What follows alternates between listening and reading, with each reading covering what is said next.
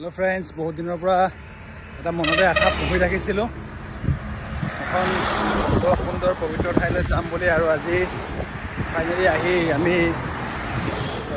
মানে আহি পোৱা নাই আহি আছোঁ গৈ আছোঁ বৰ্তমান ঠাইখিনি গৈ পালে আমি দেখুৱাই দিম ক'ত পাম এতিয়া বৰ্তমান আমি শিৱসাগৰত চাহ খাব লৈছোঁ চবে এইফালে ভিতৰত একদম চাহ আমাৰ ব্ৰেকফাষ্ট কৰা নাছিলোঁ 6টা বজাতে আমি ঘৰৰ পৰা আহিছোঁ সেইকাৰণে ব্ৰেকফাষ্ট কৰা নাই এতিয়া আমি ব্ৰেকফাষ্ট কৰিম মানে চাহ কিবা কিবি খাম আৰু তো ইছমে জালা ব্ৰেকফাষ্ট চলি আছে খোৱা বোৱা আৰু ৰুটি আৰু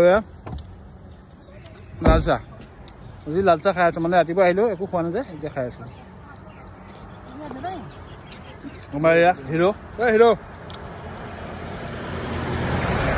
নমস্কাৰ বলক দেখুৱাই থাকিম আগত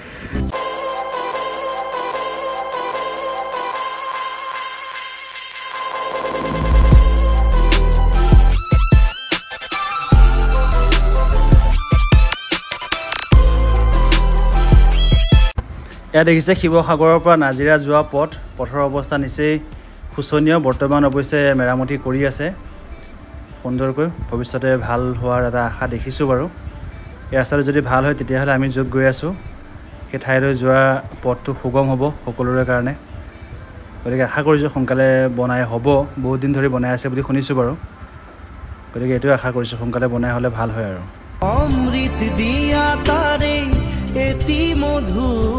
তো আহি ফাইনেলি আমি আমাৰ গন্তব্যস্থান আহি পাই গৈছোঁহি আমি আহি পাইছোঁ বৰ্তমান নাজিৰা গতিকে আপোনালোকৰ এতিয়াও আমি ছাৰপ্ৰাইজটো ভাঙি নিদিওঁ তো তথাপিও এটা সৰু হিণ্ট দিছোঁ চাওক কিমান গাড়ী ভৰ্তি হৈছে মানে যথেষ্ট মানুহ ইতিমধ্যে আহি পাইছে আমি ঘৰৰ পৰা ওলাইছোঁ 6টা বজাত আমি ইয়াত আহি পাইছোঁ এতিয়া বৰ্তমান কিমান সময় হৈছিলে 9:30 10টা বজাৰ ওচৰছে আমি আহি পাইছোঁ তো এইখন হৈছে এখন প্ৰসিদ্ধ ঠাই বিশেষকৈ ছ'চিয়েল মিডিয়াত বহুলভাৱে চৰ্চিত এখন পবিত্ৰ স্থান চাওক ৰাস্তা ইপাৰে দূৰলৈ চাকি ধূপ বিভিন্ন ধৰণৰ ব্যৱসায় চলি আছে চ' চাকি ধূপ পানী তেল চ' বৰ্তমান আমি প্ৰৱেশ কৰিব ওলাইছোঁ এতিয়া আপোনালোকৰ ছাৰপ্ৰাইজটো ভাঙি দিছোঁ আমি বৰ্তমান সোমাইছোঁ গেটত প্ৰৱেশ কৰিছোঁ এয়া হৈছে বহুলভাৱে চৰ্চিত প্ৰত্যেকৰে হৃদয়ত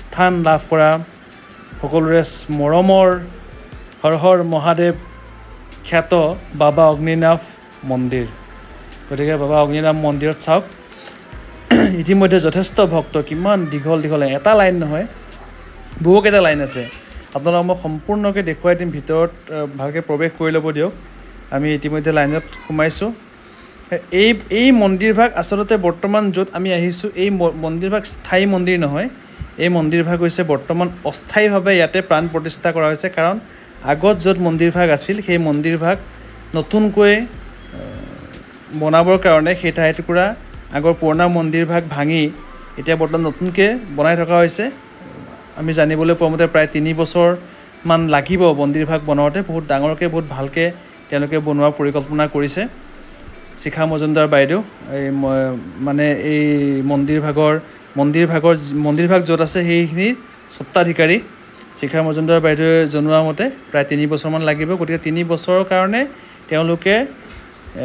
তেওঁলোকৰ ঘৰৰ সন্মুখভাগতে ইয়াত অগ্নিনাভ বাবা মহাদেৱক তেওঁলোকে প্ৰাণ প্ৰতিষ্ঠা কৰি বৰ্তমান অস্থায়ীভাৱে ইয়াতে পূজা অৰ্চনা কৰাৰ ব্যৱস্থা কৰিছে যথেষ্ট ডাঙৰকৈ বনাইছে আহল বহলকৈ চাওক প্ৰত্যেকজন ভক্তৰ সুবিধাৰ্থে পৰিপাটিকৈ লাইনৰ ব্যৱস্থা কৰা হৈছে কি লাইন আছে মই আপোনালোকক দেখুৱাম আমি বৰ্তমান আছোঁ বৰচাকি লাইনত এতিয়া সময় হৈছে আমাৰ প্ৰাৰ্থনা কৰা এই প্ৰাৰ্থনাৰ পিছতে তেওঁলোকে যিসকলে শৰাই আগবঢ়াইছে আমিও শৰাই আগবঢ়াই থৈছোঁ সেই শৰাইসমূহ তেওঁলোকে ভাঙিব তো আহকচোন এই প্ৰাৰ্থনাটোত আমি অংশগ্ৰহণ কৰোঁ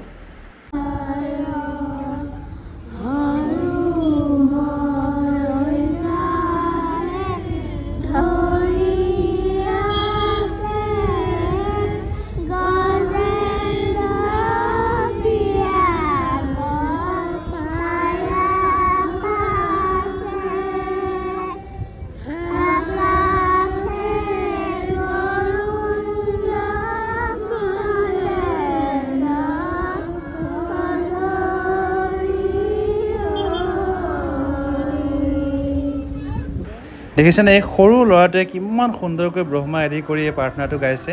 ইয়াৰ নাম হৈছে আদিত্য। ওচৰতে বেছি দূৰ নহয় বাৰু, ইহঁতে শিৱসাগৰৰ পৰা আহিছে, আমাৰ লগতে একেলগতে লাইন পাতি আছে। মই এই ল'ৰাটোৰ প্ৰতিভা চাই দেখি সঁচাকৈ মন্ত্ৰমুগ্ধ হৈছোঁ। চাওকচোন।